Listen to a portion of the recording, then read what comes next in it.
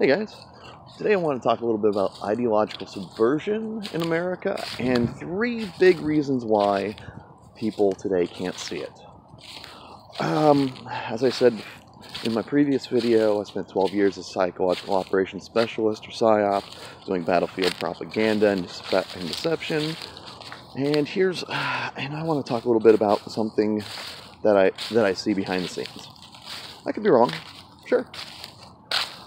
But as terms of ideological subversion, a gentleman named Yuri Bezmenov is a great source for this, and of course I'll link down in the description of the video to him so you can judge for yourself. Kind of ironic that the video I'll be linking was recorded in 1984, so keep that in mind, please. It's a little bit of irony. I love irony. Anyway, ideological subversion is used to really create an aura of confusion. It's to degrade the morale of the country to a point where they can't really tell what's true and what's not. And if you know anything about moral foundations theory, this actually makes a lot of sense. And when you break down what's going on, and I'll do another video on that because it's a bit more detail than I'm really prepared to do this morning. But what they want to do is they want to create chaos. That's what it does. It breaks down your sense of loyalty, your sense of connectedness, confuses you. And the whole point is to make sure that people can't tell the difference between what's true and what's not. And what a lot of people don't understand is that it's happening right now. It's been happening longer than I've been alive. This is a long-term plan, and that's one of the reasons people can't necessarily see it. But the first reason people can't see it, and I think it's probably the most obvious if you think about it, is we've really gotten into a tribal mindset here. It's personal. Politics is personal. It's part of who you are. So if you really think about it, a lot of these policy positions aren't just policy positions. They're personally held beliefs.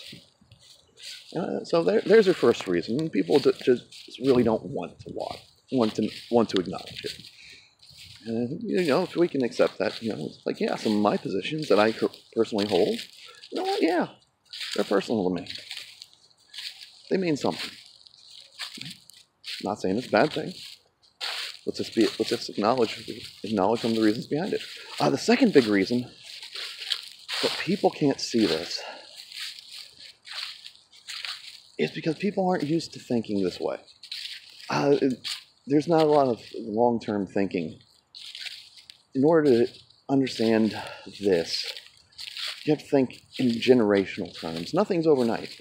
Nothing's in a one-year election cycle. So the 2016 election, yeah, great, awesome, perfect. Why did they do it?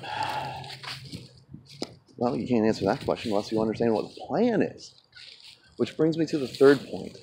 People don't understand the plan. If you understand what the goal is, what the plan, what the stated goal, what the markers that they're looking for, yeah, it all comes down to make sense. It's like, why did, and I'm going to go on a limb here and assume for a moment that this is true. I'd hope you'd at least entertain it. So it may or may not be true. So it really depends. But let's assume for a moment that the Russians actually did want Donald Trump as president, and we're supporting his campaign for that reason. Fair enough. Let's assume that. Well, what were they going to get out of it? I mean, depending on the papers I've seen, the Russian economy is a one-trick pony. From everywhere from 43 to 46% of their economy is based on oil. And Trump wants to be an oil exporter. He wants to be the number one provider. That's gonna jack with their economy. I mean, really? They wouldn't want that. But that's a short-term view. If you look at the long-term view, what have they gotten out of them? Chaos, confusion, division. Okay. What's the solution? Pretty obvious, don't you think? I don't know. It's kind of interesting. It's like, how do I tell you? Hashtag resist? Hey, man. Sorry. You're the useful idiot.